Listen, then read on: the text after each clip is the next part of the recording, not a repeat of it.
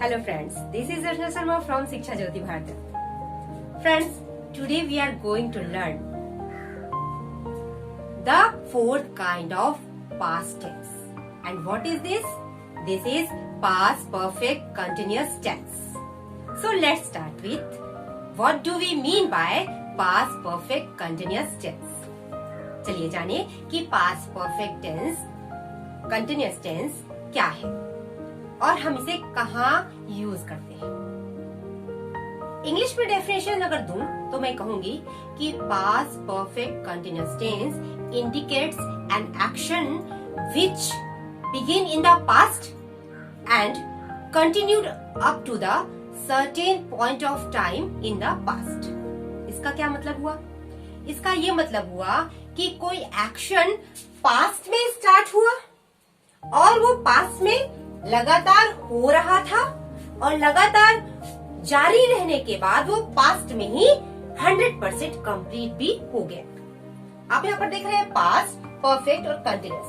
Continuous का मतलब है कि कोई एक्शन लगातार हो रहा था. ये एक्शन के लगातार जारी रहने का बोध कराता है. अब लगातार एक्शन कब हो रहा था? पास्ट में हो रहा था, अतीत में हो रहा था. उसके बाद परफेक्ट क्या बताता है? ये 100% कंप्लीट एक्शन को बताता है. इसका मतलब हुआ कि कोई एक्शन जो पास्ट में हुआ वो लगातार हो रहा था और वो लगातार पास्ट में ही होने के बाद कंप्लीट भी हो गया. तो ये था इसका डेफिनेशन. एक और डेफिनेशन हम दे सकते हैं कि past perfect continuous tense usually stresses on the duration of time that an action taking place. जो ड्यूरेशन ऑफ टाइम को भी बताता है कि कोई एक्शन कब से हो रहा था. एक निश्चित समय को बताता है पास्ट परफेक्ट कंटिन्यूअस टेंस कि कितने समय से हो रहा था और ड्यूरेशन ऑफ टाइम को मतलब कार्य की अवधि को भी बताता है, एक्शन की अवधि को बताता है कि जो कार्य है वो कब से हो रहा था. तो इसकी पहचान क्या हो गई? रहा था, देखिए यहाँ पर रहे थे, रही थी, यहाँ पर सॉरी यहाँ पर रही थी होना चाहिए, उसके बाद रहे थे, रहा था. मतलब रही थी, रहे थे और रहा था.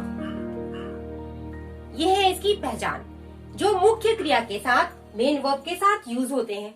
लेकिन इसके साथ क्योंकि हमें ड्यूरेशन ऑफ टाइम भी बताना है, एक सर्टेन पॉइंट ऑफ टाइम भी बताना है, तो क्या यूज होगा? से.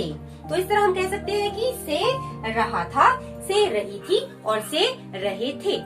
ये पास्ट परफेक्ट कंटिन्यूअस टेंस के पहचान है जिसे हम हिंदी सेंटेंस में देखकर पहचान सकते हैं. अब एग्जाम्पल देखिए यहाँ पर, हम 5 घंटे से उस दुकान में खरीदारी कर रहे थे. 5 घंटे से, यहाँ पर ड्यूरेशन ऑफ टाइम बताया गया है. यहाँ पर वह 2 घंटे से मूवी देख रही थी. वे जनवरी से परीक्षा की तैयारी कर रहे थे. राम 9 बजे से तुम्हारा इंतजार कर रहा था. तुम सुबह से कहाँ खेल रहे थे? यहाँ पर आपने से रहा था, से रही थी और से रहे थे द्वारा पास्ट परफेक्ट कंटिन्यूअस टेंस की पहचान कर ली. अब यहाँ पर ड्यूरेशन ऑफ टाइम या certain point of time, exact point of time को बताने के लिए क्या यूज करते हैं? हम सिंस या फॉर का यूज करते हैं. इसको मैंने आपको प्रेजेंट परफेक्ट कंटिन्यूअस टेंस में भी बताया है. आप चाहे तो वहाँ पर सिंस और फॉर का यूज देख सकते हैं. मैं नीचे डिस्क्रिप्शन बॉक्स में उसका लिंक दे दूंगी. तो यहाँ पर फिर भी मैं एक बार दोहरा देती हूँ कि हम फॉर का यूज कब करते हैं? जब हमें ड्यूरेशन ऑफ टाइम का पता होता है. जब हमें ड्यूरेशन ऑफ टाइम बताना हो, कितने समय से, 2 साल से, 5 दिन से, जिसमें निश्चित समय नहीं बताया होता, उसके लिए हम फॉर का यूज करते हैं. और सिंस का यूज कब करते हैं? जब हमें एग्जैक्ट पॉइंट ऑफ टाइम पता हो, सर्टेन पॉइंट ऑफ टाइम पता हो कि 9 बजे से, मंडे से, जनवरी से, ये पता हो 1919 से, वर्ष महीने का नाम पता हो हमें, है ना, सर्टेन पॉइंट ऑफ टाइम पता हो, तब हम सिंस का यूज करते हैं. लेकिन सर्टेन पॉइंट ऑफ टाइम का पता न हो, केवल ड्यूरेशन ऑफ टाइम बताया गया हो, तो हम फॉर का यूज करते हैं। अब हम इन हिंदी सेंटेंसेस को इंग्लिश में कन्वर्ट कर लेते हैं, जो कि सेंटेंस बनेंगे पास्ट परफेक्ट कंटीन्यूअस टेंस के। हम 5 घंटे से उस दुकान में खरीदारी कर रहे थे। We had been shopping in that shop for 5 hours. वह 2 घंटे से मूवी देख रही थी। She had been watching movie for 2 hours. वे जनवरी से परीक्षा की तैयारी कर रहे थे। They had been preparing for examination since January. यहाँ जनवरी एक सर्टेन पॉइंट ऑफ टाइम को इंगित कर रहा, इंडिकेट कर रहा, एक महीने का नाम है, इसलिए यहाँ पर हम सिंस का यूज करेंगे। राम 9 बजे से तुम्हारा इंतजार कर रहा था। Ram had been waiting for you since 9 o'clock. यहाँ पर भी एग्जैक्ट पॉइंट ऑफ टाइम है, इसलिए हमने सिंस का यूज किया। तुम सुबह से कहाँ खेल रहे थे? ये एक क्वेश्चन वाला सेंटेंस है, तो यहाँ पर कहाँ के लिए हम पहले यूज करेंगे where. Where have you been playing since morning. यहाँ पर पार्ट ऑफ द डे है, इसलिए हमने यहाँ पर सिंस यूज किया। अब बारी है structure of past perfect continuous tense. चलिए देखते हैं structure. Let's come to the structure of past perfect continuous tense. आइए अब हम स्ट्रक्चर को जान लें पास्ट परफेक्ट कंटीन्यूअस टेंस का, जिसके माध्यम से हम बड़े ही आसानी से अलग अलग तरह के वाक्य, जैसे अफर्मेटिव यानी सकारात्मक वाक्य, निगेटिव सेंटेंस यानी नकारात्मक वाक्य, इंटरगेटिव सेंटेंस यानी कि प्रश्नवाचक वाक्य और क्वेश्चन वर्ड, जिसे हम फिर से प्रश्नवाचक वाक्य कह सकते हैं, को बड़े ही आसानी से इंग्लिश में कन्वर्ट कर सकते हैं इनके स्ट्रक्चर के माध्यम से। तो चलिए देखते हैं अफर्मेटिव सेंटेंस के स्ट्रक्चर। चलिए देखते हैं पास्ट परफेक्ट कंटीन्यूअस टेंस के अफर्मेटिव सेंटेंस का स्ट्रक्चर। सबसे पहले लिखा जाता है सब्जेक्ट, उसके बाद यूज किया जाता है हैड, फिर बीन, उसके बाद first form of the verb with ING, it means ING form of the verb plus object plus time. Time में ही हमें सिंस या फॉर का यूज करना होता है। चलिए एग्जाम्पल देख लेते हैं। मेरे आने से पहले वह 2 घंटे से सो रहा था। यहाँ पर 2 क्लॉज हैं। मेन क्लॉज पहले लिखना है, तो मेन क्लॉज कौन सा है? पहले के बाद वाला जो क्लॉज है वो मेन क्लॉज या प्रिंसिपल क्लॉज कहलाता है, तो हमें उसे पहले लिखना है, जो कि कौन से टेंस में है? ये है हमारा पास्ट परफेक्ट कंटीन्यूअस टेंस में, क्योंकि से रहा था लगा हुआ है तो मेन वर्ब है वो, तो ये है हमारा पास्ट परफेक्ट कंटीन्यूअस टेंस। तो इसको इंग्लिश में कैसे कन्वर्ट करेंगे? He had been sleeping for 2 hours before I came. मेरे आने से पहले, before I came। तो जो सहायक उपवाक्य है वो क्या है? सिंपल पास्ट में है। Let's come to the second example. वे 1 घंटे से क्रिकेट खेल रहे थे। They had been playing cricket for an hour. यहाँ पर हमने for का यूज किया क्योंकि एग्जैक्ट पॉइंट ऑफ टाइम की जगह पे ड्यूरेशन ऑफ टाइम बताया गया है। फॉर एन आवर मतलब 1 घंटे से, ड्यूरेशन ऑफ टाइम होने के कारण यहाँ पर हमने फॉर का यूज किया है।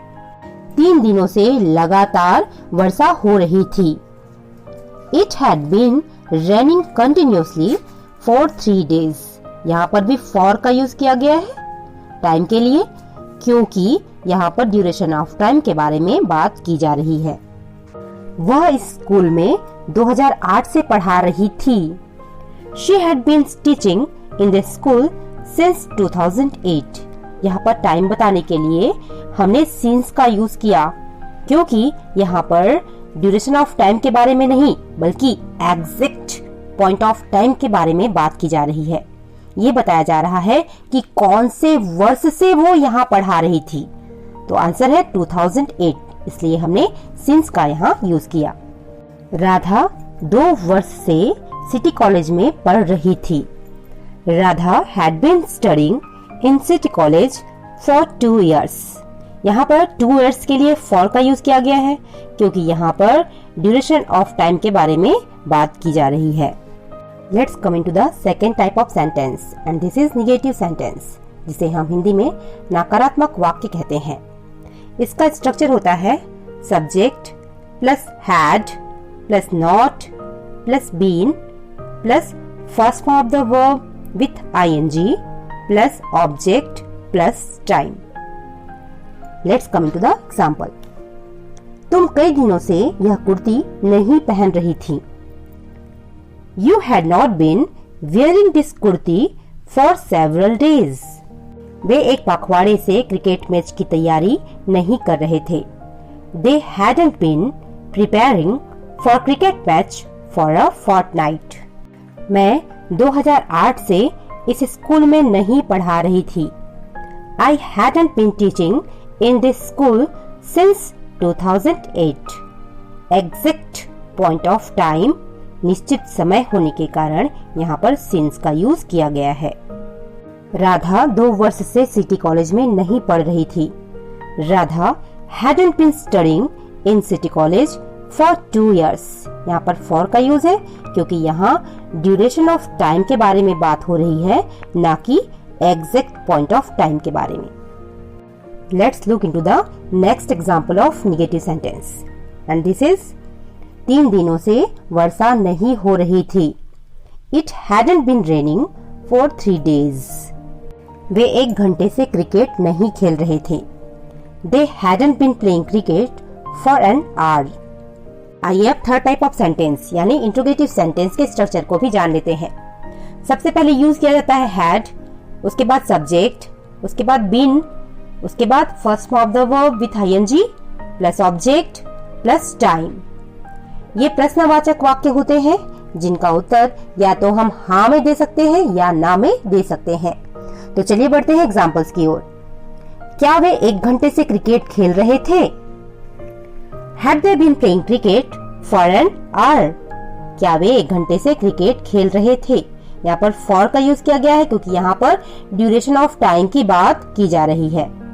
अगर आंसर yes है तो yes, they had been playing cricket for an hour. और अगर आंसर नो है तो बोलेंगे no, they hadn't been playing cricket for an hour. क्या राधा 2 वर्ष से सिटी कॉलेज में पढ़ रही थी? यहाँ पर भी ड्यूरेशन ऑफ टाइम यानी कि समय अवधि के बारे में बात हो रही है, इसलिए यहाँ पर for का यूज होगा और स्ट्रक्चर के अनुसार वाक्य बनेगा Had Radha been studying in city college for 2 years. अगर आंसर yes है तो yes, Radha had been studying in city college for 2 years. हाँ, राधा 2 वर्ष से सिटी कॉलेज में पढ़ रही थी। लेकिन अगर आंसर नो है तो इस तरह से बनेगा no, Radha hadn't been studying in city college for 2 years. Radha 2 वर्ष से सिटी कॉलेज में नहीं पढ़ रही थी। क्या वह 2008 से इस स्कूल में पढ़ा रही थी? दोस्तों यहाँ पर 2008 एक निश्चित वर्ष की बात की जा रही है, इसलिए यहाँ पर सिंस का यूज होगा क्योंकि हमें पता चल रहा है कि एक एग्जैक्ट वर्ष 2008 से पढ़ा रही थी, इसलिए यहाँ पर सिंस का यूज होगा। तो स्ट्रक्चर के अनुसार सेंटेंस बनेगा Had she been teaching in this school since 2008?